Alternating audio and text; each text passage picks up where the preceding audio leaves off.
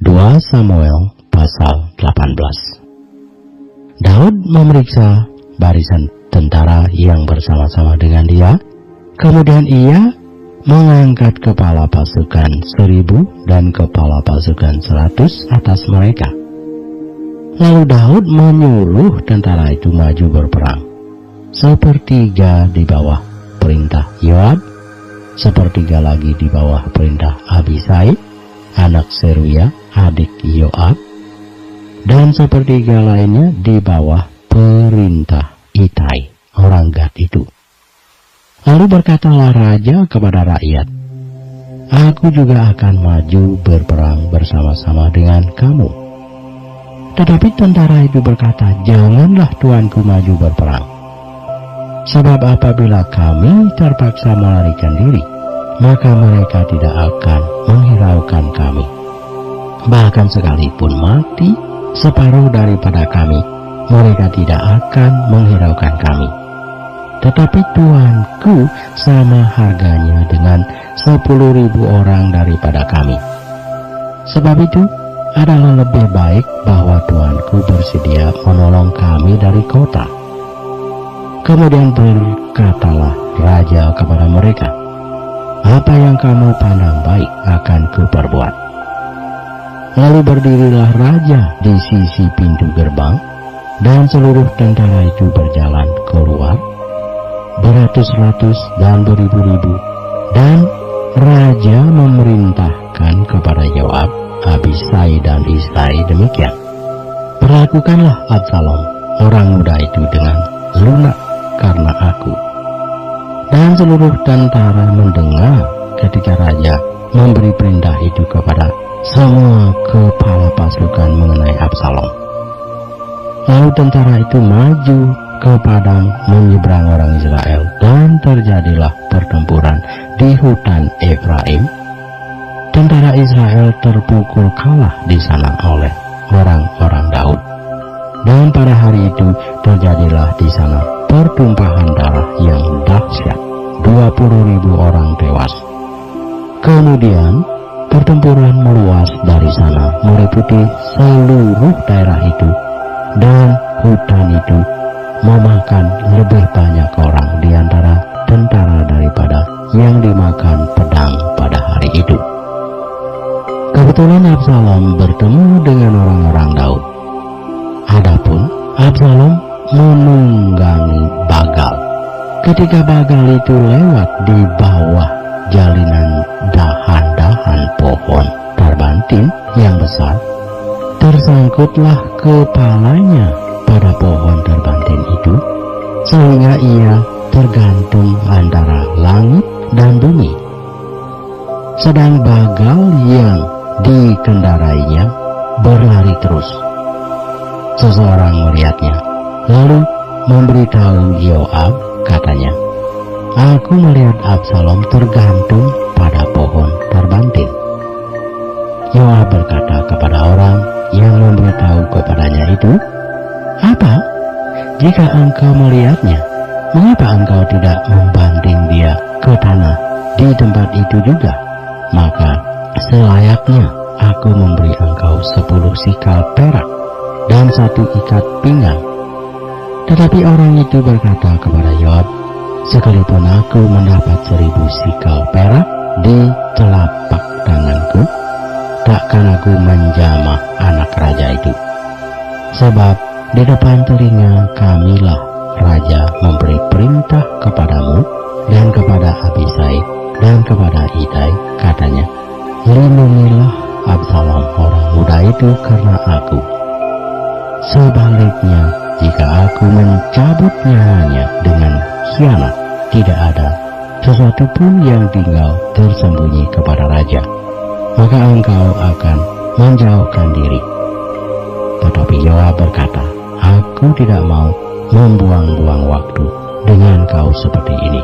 Lalu diambilnyalah 3 lembing dalam tangannya dan ditikamnya ke dada Absalom sedang ia masih hidup di tengah-tengah dahan pohon terbantin itu.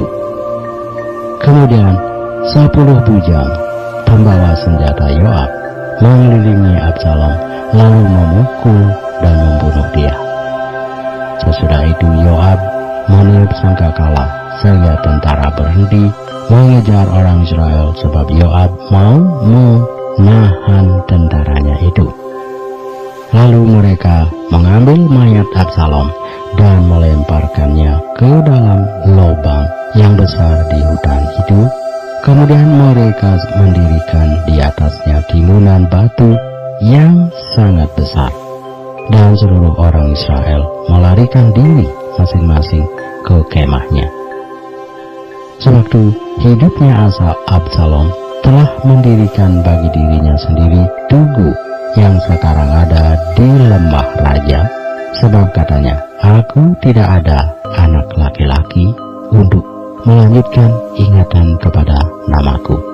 Dan ia telah menamai tugu itu menurut namanya sendiri. Sebab itu, sampai hari ini, tugu itu dinamai orang Tugu Peringatan Absalom. Kemudian berkatalah Ahimaas bin Sadok, biarlah aku berlari menyampaikan kabar yang baik itu kepada raja, bahwa Tuhan telah memberi keadilan kepadanya dengan melepaskan dia dari tangan musuhnya. Tetapi berkatalah Yoab kepadanya, pada hari ini bukan engkau yang menjadi pembawa kabar. Pada hari lain boleh engkau yang menyampaikan kabar, tetapi pada hari ini engkau tidak akan menyampaikan kabar, karena anak raja sudah mati. Lalu berkatalah Yoab kepada seorang Etiopia, pergilah, beritahukanlah kepada raja apa yang kau lihat. Orang Etiopia itu sujud menyembah kepada Yoab, lalu berlari pergi. Tetapi berkatalah sekali lagi Ahimaas bin Sadok kepada Yoab, apapun yang terjadi, izinkanlah juga aku berlari pergi menyusul orang Etiopia itu. Tetapi kata Yoab, mengapa juga engkau mau berlari pergi, anakku? Apakah engkau membawa kabar yang menguntungkanmu? Jawabnya, apapun yang terjadi, aku mau berlari pergi. Lalu berkatalah Yoab kepadanya, kalau demikian larilah. Maka berlarilah Ahimaas mengambil jalan dari lembah Yordan, sehingga ia mendahului orang Etiopia itu. Adapun Daud duduk di antara kedua pintu gerbang, sedang penjaga naik ke sotoh pintu gerbang itu di atas tembok. Ketika ia melayangkan pandangnya, dilihatnya orang datang berlari seorang diri saja. Berserulah penjaga memberitahu raja. Lalu raja berkata, jika ia seorang diri, maka kabar yang baiklah disampaikannya. Sementara orang itu mendekat, penjaga itu melihat seorang lain datang berlari. Lalu penjaga itu menyerukan kepada penunggu pintu gerbang, katanya, lihat, ada lagi orang datang berlari seorang diri. Berkatalah raja, itu pun pembawa kabar yang baik. Sesudah itu berkatalah penjaga, aku lihat cara berlari orang yang pertama itu seperti cara berlari Ahimaas bin Sadok.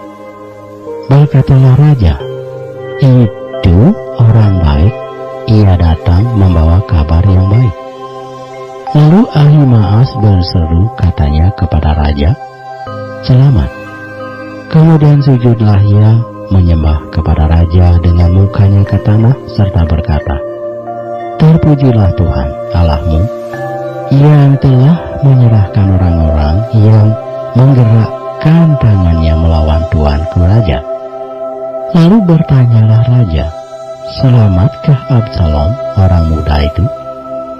Jawab Ahimaas, aku melihat keributan yang besar ketika Yoab menyuruh pergi hamba raja, hambamu ini, tetapi aku tidak tahu apa itu.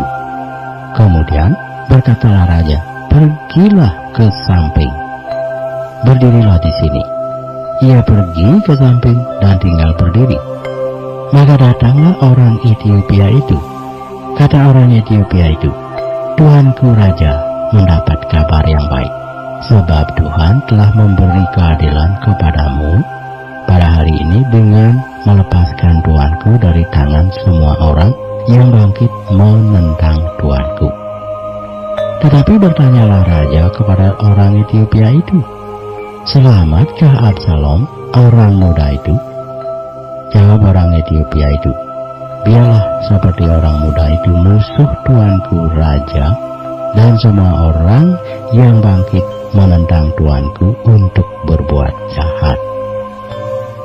Maka terkejutlah raja, dan dengan sedih ia naik ke anjing pintu gerbang lalu menangis.